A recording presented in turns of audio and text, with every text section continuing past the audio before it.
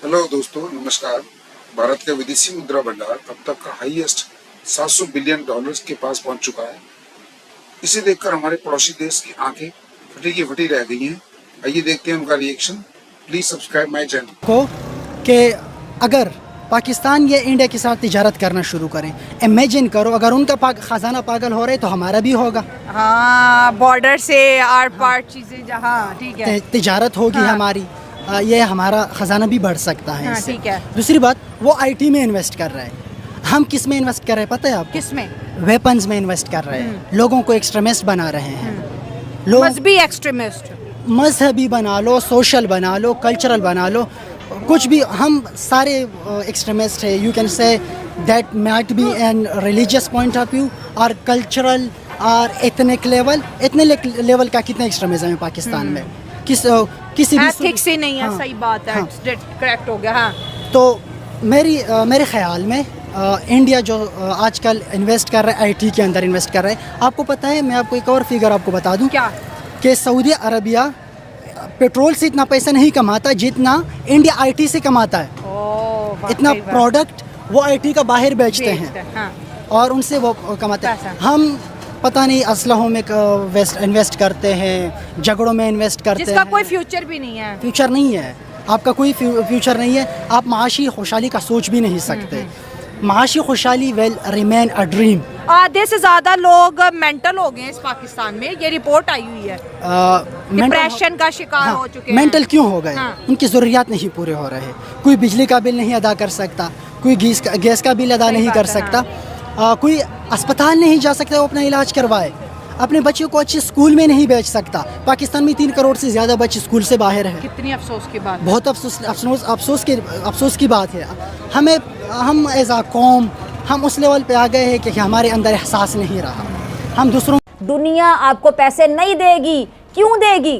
क्योंकि पूरी दुनिया को पता है आपकी लीडरशिप के किरदार का। दुनिया कभी भी आपको 1 रुपया नहीं देगी और नहीं दे रही। इंडिया के फॉरेक्स रिजर्व एक हाईएस्ट पॉइंट पर इस वक्त पहुंचे हुए हैं, जो अभी तक हमें रीसेंट पास में नज़र आ रहे थे उससे कहीं ज़्यादा। 689 बिलियन डॉलर्स तक ये इंडिया के फॉरेक्स रिजर्व्स पहुंच चुके हैं। हमें पैसे दो, हम चोरी नहीं करेंगे। हमें पैसा दो, हम शफाफ तरीके से इस्तेमाल करेंगे। क्यों देनी पड़ रही हैं आप लोगों को सफाइयाँ? अरे हमसाए मुल्क भारत ने अपना ही 77 इयर्स का रिकॉर्ड ब्रेक कर दिया है। वो तो मौजूदा सूरत हाल से इस हद तक मायूस हो चुके हैं कि हर हाल में मुल्क छोड़कर बैरून मुल्क जाने के एक मौके के इंतजार में हैं। ग्लोबल इन्वेस्टर्स इस वक्त इंडिया में मौजूद हैं। वैसे तो वो कौन सा वक्त होता है जब इंडिया में ग्लोबल इन्वेस्टर्स नहीं होते। क्यों देगी आपको दुनिया पैसे? आपके लीडर की फैक्ट्रियों के लिए देगी पैसे? रायविंड महल के लिए पैसे दे या फिर एवनफील्ड अपार्टमेंट्स के खराजात के लिए पैसे दे? जो इंडिया का बिजनेस स्टाइल है ना, वो बड़ा कंफर्टेबल है। वहाँ पे बिजनेस वालों को फैसिलिटेट किया जाता है। होगा वो एक ऐसा ये फिगर है कि जिस पे जितनी भी तारीफ की जाए कम है। और खास तौर पर नहीं धेला कर दी मेला मेला, कुछ भी नहीं इनके पास। आईटी में हम क्यों जा रहे हैं पीछे? इंडिया कहाँ चला गया? हम जैसे एक ही थे ना, अब कहाँ चले गए हम? यही वजह है कि हमारी प्रायोरिटीज डिफरेंट हो चुकी हैं।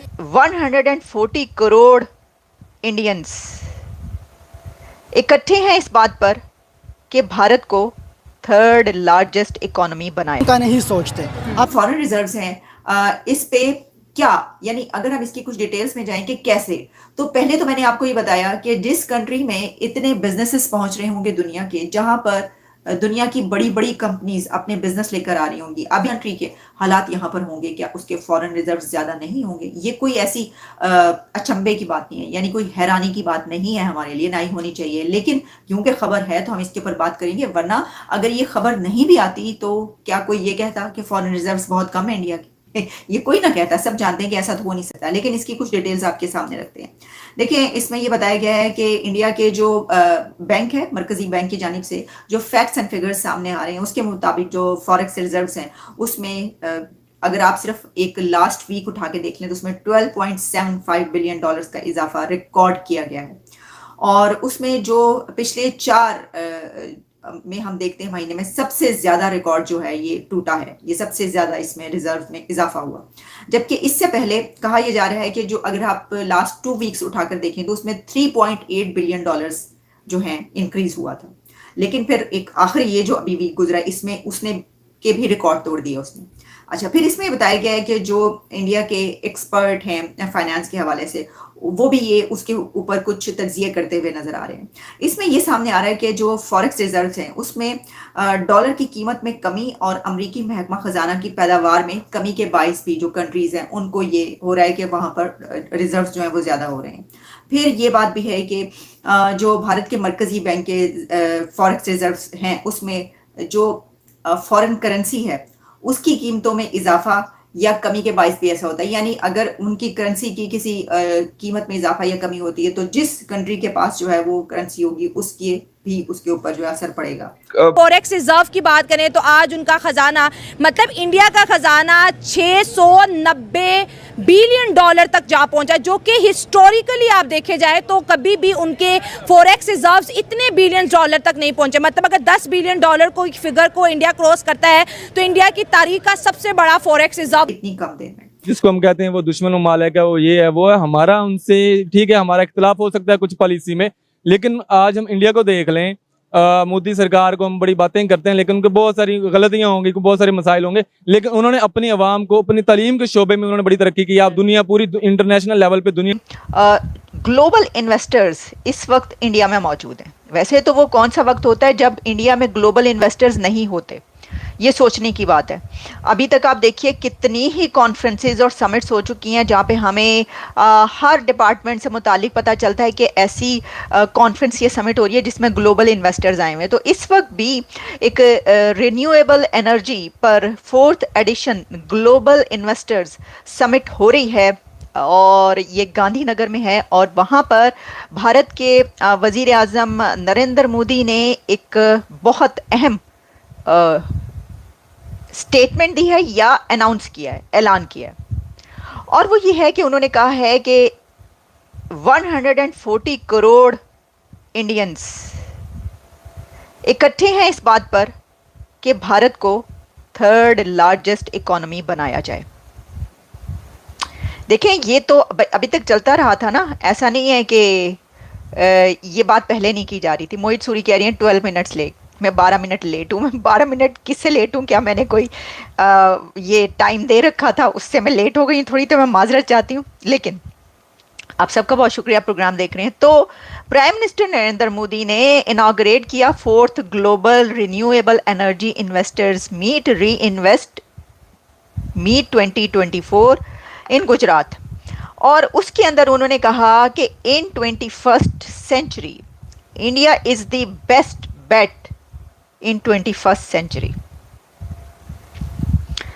तो इससे पहले जब सेमीकंडक्टर्स का हब बनाने की बात की थी इंडिया को, उस वक्त भी उन्होंने ये कहा था कि दुनिया में इस वक्त जो the best bet in 21st century is India.